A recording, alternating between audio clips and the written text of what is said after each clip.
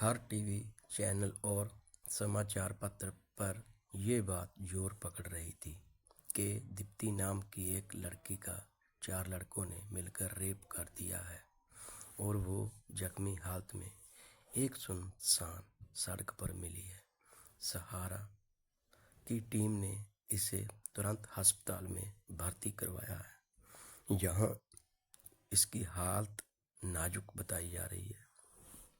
देश का हर नेता और आम आदमी पूरी दुनिया में अपना नाम बनाने के लिए आगे आकर दीप्ति का साथ देने और इन चारों दरिंदों को कड़ी से कड़ी सजा देने की बात कर रहे हैं।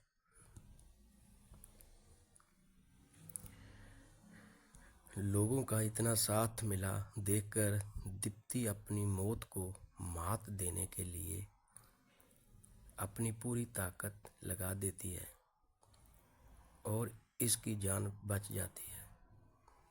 कुछ दिनों के बाद इसे अस्पताल से डिस्चार्ज कर दिया गया।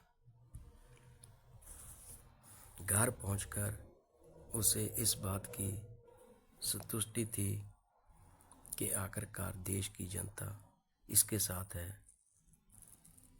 और सब इसे इंसाफ दिवाएंगे। इस उम्मीद के साथ वो घर से बाहर निकली और फिर से एक नए सिरे से अपनी जिंदगी की शुरुआत करने का सोचने लगी। जैसे ही वो अपने घर से बाहर निकलती है, इसे हर गली और मोहल्ले में लोगों के तानों की ही आवाज़ सुनाई दी। कैसी बेशर्म लड़की है ये, अभी कुछ दिन पहले ही इसका रेप हुआ है और ये अभी भी खुलेआम घूम रही है। मुझे तो लगता है कि इसी ने ही इन लड़कों को उकसाया होगा, वरना इतनी किसकी हिम्मत है कि किसी के साथ ज़बरदस्ती कर दे।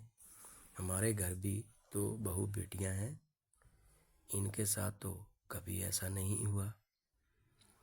लोगों की दोगली सोच को देखकर दीप्ति बिना किसी भाग से हंसते हुए खुद से करती हैं, ये ही दुनिया का काला सच है।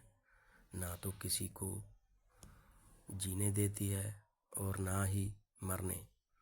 जब अस्पताल में पड़ी अपनी ज़िंदगी और मौत से लड़ रही थी तो सबको मुझसे सहानुभूति हो रही थी, और जब मैंने इस समाज का कचरा साफ करने की सोची तो मैं ही दोषी हो गई। यहाँ गलती चाहे किसी की भी हो, पर दोषी हमेशा लड़की ही होती है। हाँ भाई, लड़कियाँ ही इन दरिंदों को उकसाती है और कहती है कि आओ और मेरे शरीर के साथ साथ मेरी आत्मा को भी नोच डालो। ये भगवान, हे भगवान, तूने ये कैसी दुनिया बनाई है। यहाँ लड़कियों की ज़िंदगी आज भी नर्क से बेहतर है।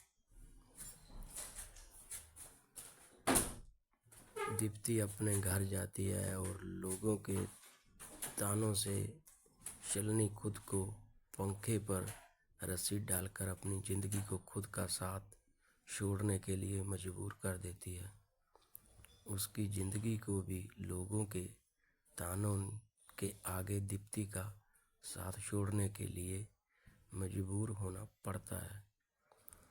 इसके मरने के बाद फिर से उसकी मौत की खबर फैल जाती है और लोग फिर से दिखावे के लिए आगे आकर उसे सहानुभूति देने लगते हैं। दीप्ति भगवान के पास बैठी इस समाज के काले सच को देखकर हंसते हुए कहती है, भगवान, अब और कोई दीप्ति का जन्म मत होने देना। इससे तो अच्छा है कि आप लड़कियों को अपने नर्क में ही जगह दे दो। कम से कम आपके नर्क में लड़कियों की इतनी बदतर हालत तो नहीं होती है।